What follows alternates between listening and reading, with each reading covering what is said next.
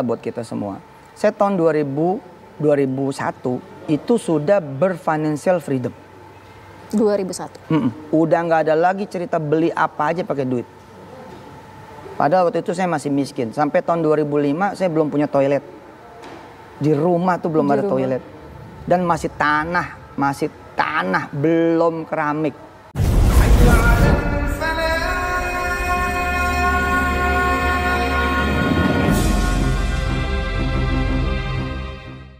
Bismillahirrahmanirrahim. Assalamualaikum warahmatullahi wabarakatuh. Kembali bersama saya Al-Walid. Bicara Yusuf Mansur, bicara dugaan tipu menipu, bicara investasi batu bara, Hotel City, Moyavidi, tabung tanah, Umroh Merdeka.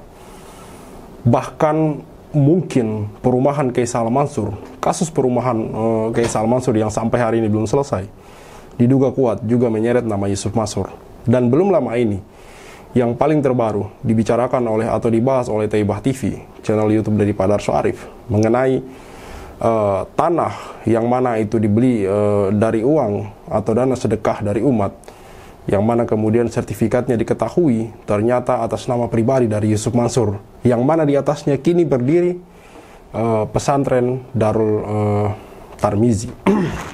Teman-teman, bicara Yusuf Mansur tidak terlepas dari yang namanya uang, tidak terlepas dari yang namanya duit, tidak terlepas dari yang namanya dugaan tipu menipu. Bicara Yusuf Mansur tidak terlepas dari dari pertanyaan bahwa dari mana Yusuf Mansur memperoleh uang sehingga kemudian bisa ikut bergabung di warung Stick and Seek, bisnis kuliner yang awalnya dibangun oleh Jody Bertosuseno. Namun belakangan diketahui bahwa Yusuf Mansur juga ikut terlibat di dalamnya, ikut membangun dan mengembangkan warung Stick and Seek bersama istrinya Siti Maimunah. Bicara Yusuf Mansur tidak terlepas dari meme-meme dari para netizen di lini masa Twitter, TikTok, Facebook, dan Instagram, yang mana mereka sudah sering membuat meme, membuat komentar mengait-ngaitkan Yusuf Mansur dengan yang namanya duit. Sekarang kalau teman-teman lihat di media sosial pada umumnya, di sosmed, ketika kemudian berbicara masalah uang, entah itu menyeret nama Yusuf Mansur, entah itu kemudian masalah itu menyinggung atau menyindir Yusuf Mansur, ataupun tidak, kebanyakan netizen kemudian membawa nama Yusuf Mansur. Ini adalah dampak sanksi sosial dari masyarakat, dari netizen untuk Yusuf Mansur, yang sampai hari ini tidak kelihatan itikadnya untuk kemudian bertanggung jawab. Seandainya Yusuf Mansur ini mau bertanggung jawab seperti apa yang dulu dikatakan oleh beberapa orang yang ikut menasihati Yusuf Mansur, bahwa seandainya Yusuf Mansur ini mau bertanggung jawab, seandainya Yusuf Mansur ini minimal mau bertemu dulu dengan para korban, mendiskusikan ini, duduk bersama, menyelesaikan ini secara kekeluargaan, secara persuasif, mungkin hal ini tidak terjadi. Tapi hal ini terjadi justru karena ulah dari Yusuf Mansur sendiri, yang sampai hari ini tidak menunjukkan batang hidungnya untuk kemudian bertanggung jawab, malah seolah-olah menghindar dan lari dari kenyataan, lari dari masalah gitu, hingga kemudian masalah itu mengejar dirinya gitu. Sudah banyak bukti, sudah banyak kasus yang kemudian terungkap, sudah banyak kemudian narasumber yang diwawancarai oleh Pak Darso Arif, baik dari kami sendiri yang mewawancarai ataupun Mas Aji, channel YouTube Jia TV. Sudah banyak kemudian narasumber yang diwawancarai yang kemudian menyebut nama Yusuf Mansur, menyeret nama Yusuf Mansur, membawa nama Yusuf Mansur. Baik itu kasus dugaan tipu menipu, kasus kemudian nikah yang mana itu pernikahan bermasalah, yang mana ini kasus Ibu Ana, dan juga ada juga satu lagi kasus Ibu Lestari. Ada banyak kasus-kasus yang menyeret nama Yusuf Mansur, tapi herannya sampai hari ini Yusuf Mansur ini belum tersentuh hukum, belum tersentuh keadilan. Itulah yang kemudian menimbulkan tanda tanya bagi kami. Siapa di belakang Yusuf Mansur ini gitu? Siapa nama besar yang kemudian bisa melindungi Yusuf Mansur hingga kemudian orang ini masih melenggang bebas sampai hari ini? Terus terang teman-teman, saya juga ikut heran gitu dengan orang ini gitu. Kok masih bisa gitu? Masih bisa ketawa ke TV, hahaha kesana kemari gitu. Bahkan dari informasi yang kami dengar kemarin, orang ini sempat kemudian mengeluarkan statement bahwa ingin membuka usaha baru, bisnis baru berupa agen penyalur tenaga kerja gitu. Bagi saya ini sangat berlebihan gitu untuk orang yang kemudian masih memiliki masalah-masalah yang belum selesai gitu. Ada banyak kasus-kasus yang kemudian menyeret nama Yusuf Mansur, bahkan ada yang sudah masuk ke pengadilan, tapi orang ini masih antang-antang saja gitu, masih santai-santai saja gitu. Teman-teman tentu tahu kasus dan nasib Indra Kents dan yang lain sebagainya yang terseret masalah dugaan tipu menipu gitu. Semua dari mereka ini sudah selesai. Tapi ketika berbicara Yusuf Mansur, ini sangat panjang sekali. Butuh nafas yang sangat panjang untuk kemudian membegal Yusuf Mansur ini, menghentikan Yusuf Mansur ini, karena sampai hari ini pengikutnya juga masih fanatik. Sampai hari ini pengikutnya juga belum selesai untuk kemudian memakai akal logika berpikirnya untuk kemudian bagaimana Yusuf Mansur ini gitu, seperti apa orang ini gitu. Entah karena mereka punya kepentingan atau mungkin ada hal lain, saya juga tidak paham. Yang jelas sampai hari ini Yusuf Mansur masih terlihat mengisi ceramah di beberapa tempat, mengisi kajian di beberapa tempat, dan ini bagi saya bukan masalah. Bukan masalah, terus terang, karena dampaknya ini bukan lagi kemudian kepada kita sendiri, tapi kepada orang-orang yang masih percaya dia gitu.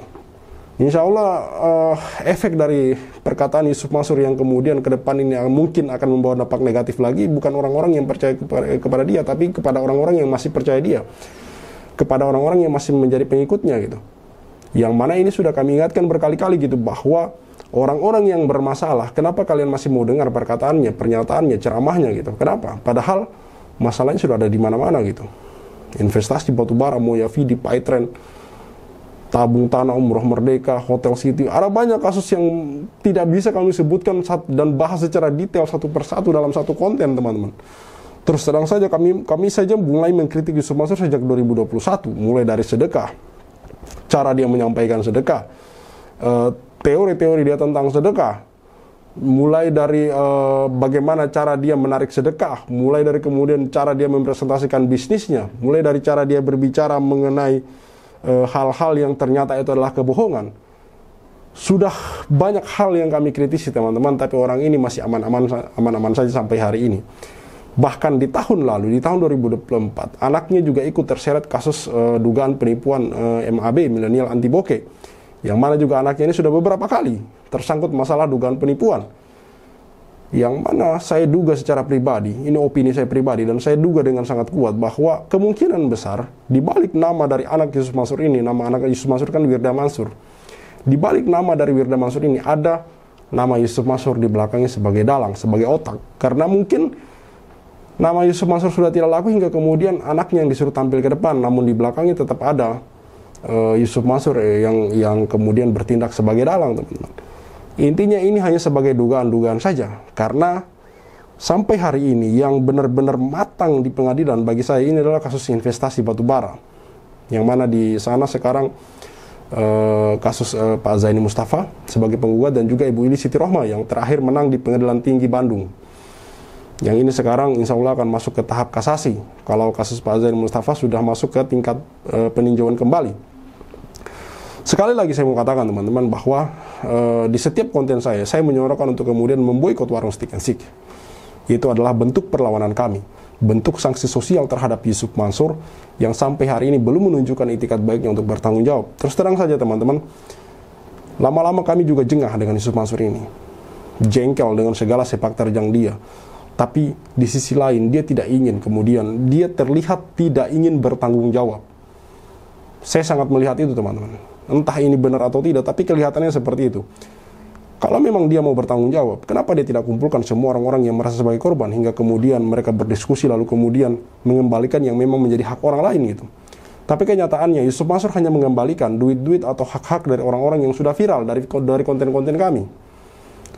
Artinya apa? Orang ini mengembalikan duit-duit orang tersebut bukan sebagai bentuk tanggung jawab, tapi karena tidak ingin citranya rusak saja, teman-teman. Dia ingin memendam, dia ingin menimbun suara-suara dari Pak Suwarto, dari Ibu Rita dan yang lain sebagainya untuk kemudian tidak viral dan tidak kemudian menghancurkan reputasinya di negeri ini, teman-teman. Jadi sekali lagi saya katakan bahwa terus untuk kemudian menyuarakan, mengkritik dan mengkritisi Yusuf Mansur sampai kemudian orang ini mendapatkan keadilannya sendiri, keadilan yang seadil-adilnya. Saya Khalid Al-Walid, see you on the next videos. Maka 2010 ketika saya masuk pertama kali ke warung Stick and Shake, like video jangan di skip. Share sampai kena strap, like biar kasusnya di up, komen sampai dia kena strap. Yusuf Mansur punya cerita, katanya punya jaku di mana-mana, nyatanya cuma numpang nama, emang dasar gak punya muka. Boykot Yusuf Mansur, bikin bisnis batu bara kau bangkrut, bikin aplikasi Paytran kau macet, bikin program umroh merdeka kau mampet, bikin program tabung tanah kau rungkat, bikin program Moya Vidi kau katot, bikin bisnis hotel city ya bacot, bisnis mandek duitnya dicokot. Boykot Yusuf Mansur.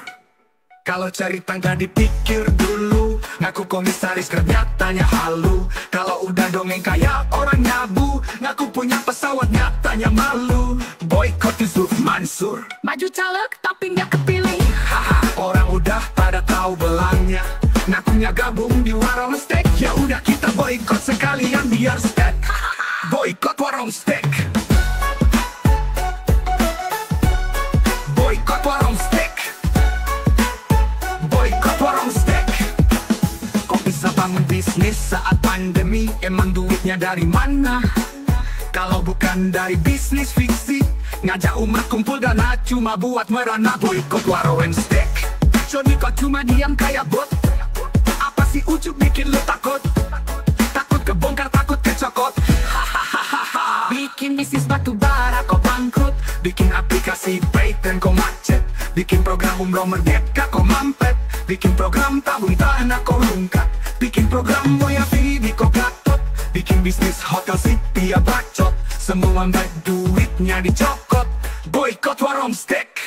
kalau cerita nggak dipikir dulu, Ngaku komisaris grab nyatanya halu. kalau udah dongeng kayak orang nyabu, Ngaku punya pesawat nyatanya malu. Baju caleg tapi gak kepilih, haha. Orang udah pada tahu belangnya, ngakunya gabung di warung steak. Ya udah kita boykot sekalian biar steak. Boykot warung steak. Sorry kok cuma diam kayak bot. Apa sih ujuk bikin lu takut? Takut kebongkar, takut kecokot. bikin bisnis batu bara kau bangkrut, Bikin aplikasi Paytran kau macet, bikin program umroh merdeka kau mampet, bikin program tabung tanah kau rungkat, bikin program Moya Vidi kau gatot, bikin bisnis hotel city ya bacot, semua baik duitnya dicokot. Boykot warung steak. Kalau cerita nggak dipikir dulu, ngaku komisaris grab nyatanya halu. Kalau udah dongeng kayak orang nyabu, ngaku punya pesawat nyatanya malu. Maju caleg tapi nggak kepilih, haha. Orang udah pada tahu belangnya, ngakunya gabung di warung steak. Ya udah kita boykot sekalian biar steak. Boykot warung steak. Stop mampir di sana, stop masuk ke sana, stop makan di sana, stop bikin si ujuk kaya. Boykot warung steak. Bikin Yusuf Mansur ketar-ketir, biar dia mikir, biar dia sadar tanggung jawab. Mansur, kami sudah hilang sabar, umat sudah marah besar. Sampai mana kau kabur? Akan terus kami kejar walau sampai lubang kubur. Boykot warung steak. Boykot warung steak. Boykot warung steak. Play video jangan di skip, share sampai kena strap, like biar kasusnya di up, komen sampai dia kena step. Hahaha.